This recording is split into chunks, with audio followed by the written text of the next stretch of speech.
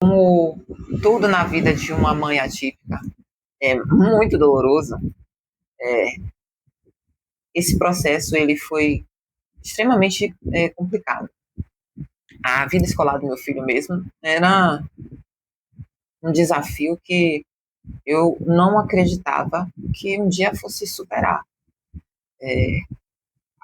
A criação de meu filho, na verdade, toda ela, foi um desafio muito grande.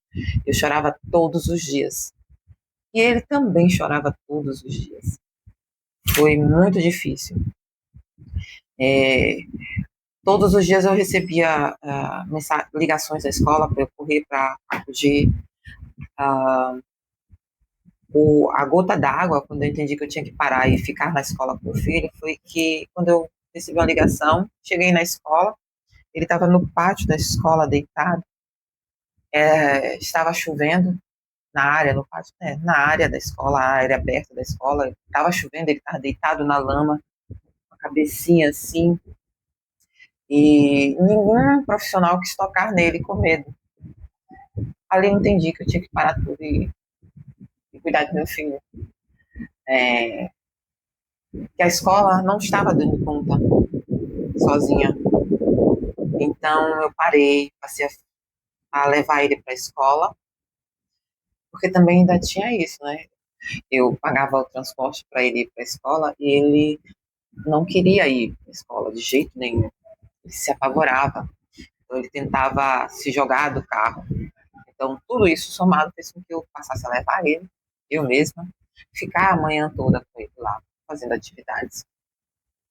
E teve momentos muito dolorosos, de meu filho virar para mim e dizer assim: mamãe, eu não quero ir para a escola, porque na escola eu viro um monstro. Ele. Alguém deve ter dito isso para ele na escola. Nossa, é tão fofo. E vira um monstro. A ponto da irmã gêmea também repetir a mesma frase. Mãe, chorando, eu não quero ir para a escola, porque meu irmão vira um monstro. Então, é muito doloroso para uma mãe ouvir isso. E minha atuação na escola, eu nunca quis interferir no trabalho pedagógico dos professores, então eu não queria entrar na sala de aula. Eu, eu ficava do lado de fora da sala esperando o momento que ele se desregulasse para que eu acolhesse. Então eu levava material pedagógico mesmo para trabalhar com ele na escola. E quando ele saía da sala chorando, ele não ficava 5 minutos, qualquer coisa, um simples toque de um colega no caderno dele já fazia ele chorar, se desregular. E aí ele saía da sala chorando, eu o acolhia, o acalmava, fazia alguns jogos pedagógicos e tentava com que ele voltasse, mesmo que ele ficasse apenas 5 minutos na sala. E assim a gente seguiu. E em casa, no turno oposto, eu, como havia parado de trabalhar, né, para cuidar deles, eu tratei de alfabetizá-lo em casa, também com jogos de forma lúdica, enfim.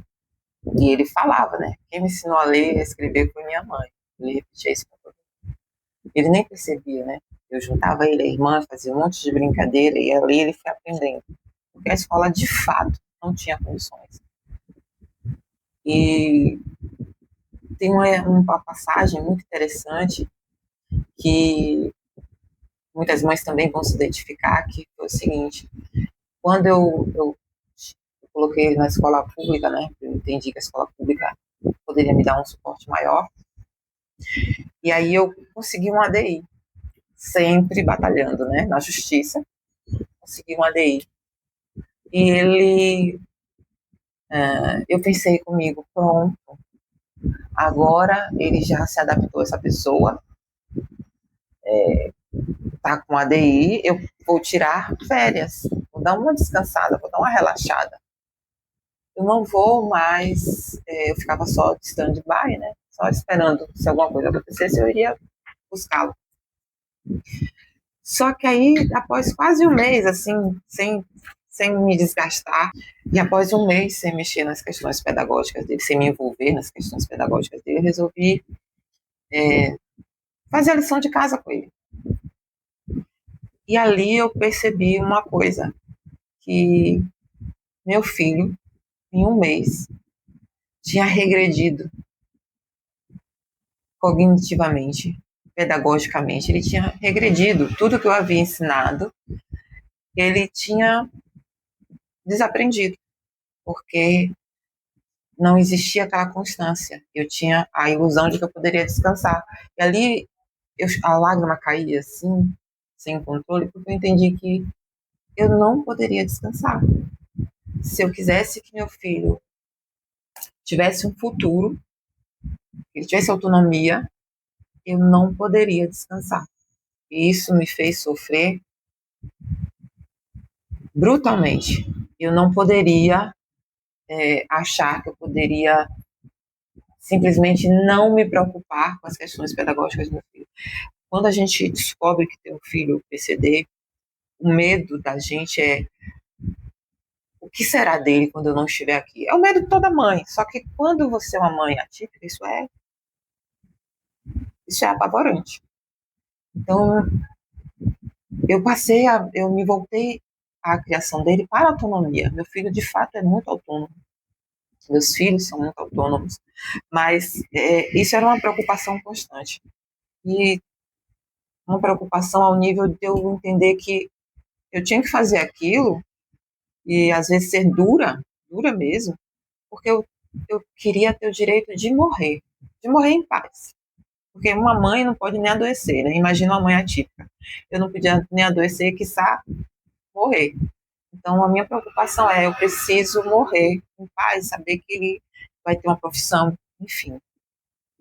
É, é uma tarefa muito difícil, é uma carga muito difícil, não é fácil. Mas a gente, nesse processo, que às vezes você se enxerga sozinha, por mais que você tenha apoio, e minha família é muito maravilhosa, mas por mais que eu tenha apoio, você está sozinha. A verdade é essa. A maior carga está sobre você. Muitas mães são mães solo, mesmo que tenham um companheiro, são poucos os pais, os homens que vão às clínicas acompanhar os seus filhos. A maioria dos acompanhantes, dos responsáveis, são as mães. Então, no final das contas, a família toda sofre, e sofre muito. Mas a carga da gente é absurda. É muito, muito absurda. Eu não gostava de sair com meu filho. Eu tinha medo. Eu tenho uma irmã maravilhosa, ela sempre chamava a gente. Vamos, vamos, vamos, para tudo. E eu já entrava no processo, né, mentalizando, porque eu sabia que sair para ele, regulava ele, mas mesmo não sendo prazeroso para mim, eu entendia que ele precisava passar por algumas coisas. Então, eu levava. Mesmo sabendo que ia ser ele gritando, ele chorando, enfim, ele tentando fugir. Eu andava com meu filho sempre com o pulso muito apertado, porque a qualquer momento ele podia escapar e eu não queria que isso acontecesse. Enfim, não é uma jornada fácil, é uma jornada extremamente dolorosa. Mas a ajuda familiar ela foi muito importante, o apoio familiar foi muito importante. Mesmo eu sabendo que eu estava sozinha, e é engraçado, né? Minhas irmãs faziam uma coisa que era assim: como é que você coloca um menino desse tão lindo de castigo? E aí vem a contradição. A, a primeira atitude que ele tomava que apavorasse alguém, Daniela! Era aquele desespero, né? Todo mundo tinha medo. Teve um momento que minhas irmãs faziam assim para mim: o que é que você quer de presente de aniversário? E eu dizia para elas: eu quero 2 dias sem filho. 2 dias era só o que eu queria, para descansar um pouco. Elas viravam para mim e diziam assim: poxa, tudo menos isso. Porque 2 dias com os meus filhos seria extremamente difícil para elas. Imagina para mim, que tenho que passar uma vida inteira com eles, né? Então, assim, a minha fala, ela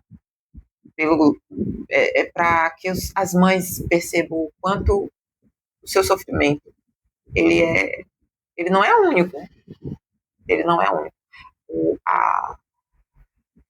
A maternidade atípica, ela é muito, muito dolorosa.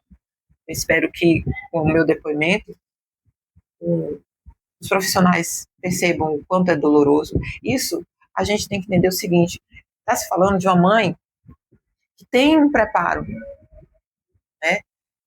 Aí você pensa uma mãe que não tem preparo, que não sabe o que fazer, que não sabe como agir, que não sabe como educar, não sabe como lidar com as especificidades dos seus filhos.